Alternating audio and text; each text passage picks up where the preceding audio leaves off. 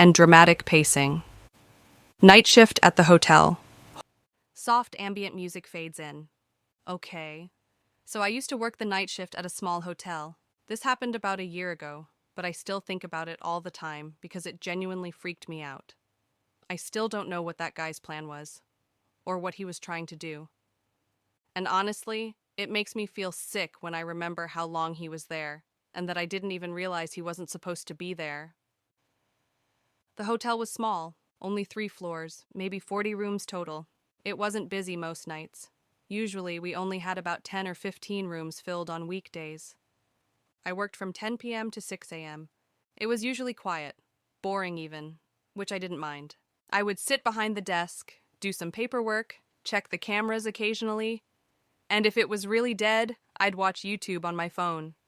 The lobby wasn't big, just the front desk, a couple of couches off to the side with a TV, and vending machines in the corner. Behind the desk was a small office with a computer, a chair, and a glass window, so I could still see the lobby while sitting inside. At night, the front doors locked automatically. Guests had to buzz in, and I would press a button to let them through. Usually nothing happened after midnight, except this one night. Around 11 p.m., a man came in, and something about him made my stomach drop. He looked mid-40s, tall, kind of skinny, but not too skinny. He was wearing jeans, a baseball cap, and carrying a backpack. He walked up to the desk and asked if we had a room for the night. I told him yes and gave him the price. He nodded, pulled out a card, and handed it to me.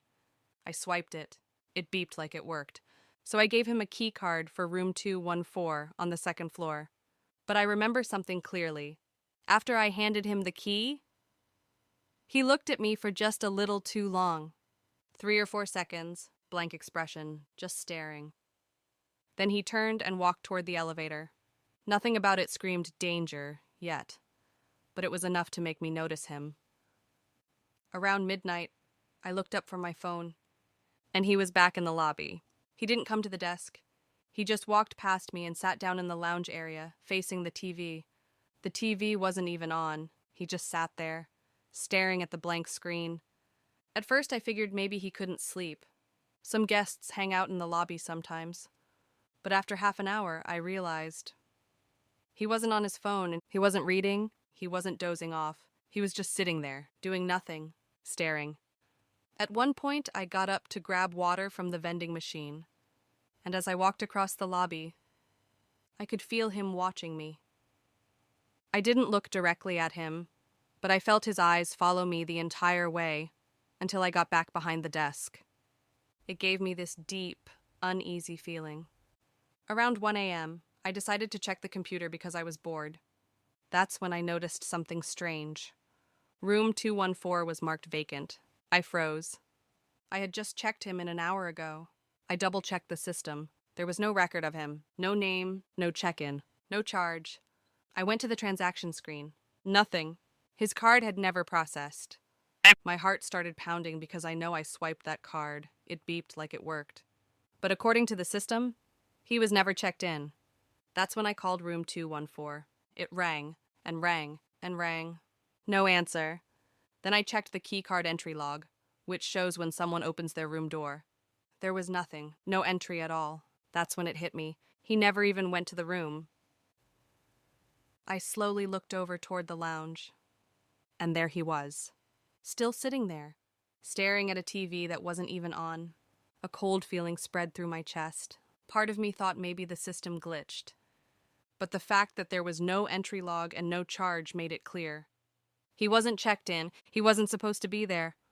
I waited another 15 minutes, just watching him. Around 1:30 a.m., I walked over and asked if everything was okay.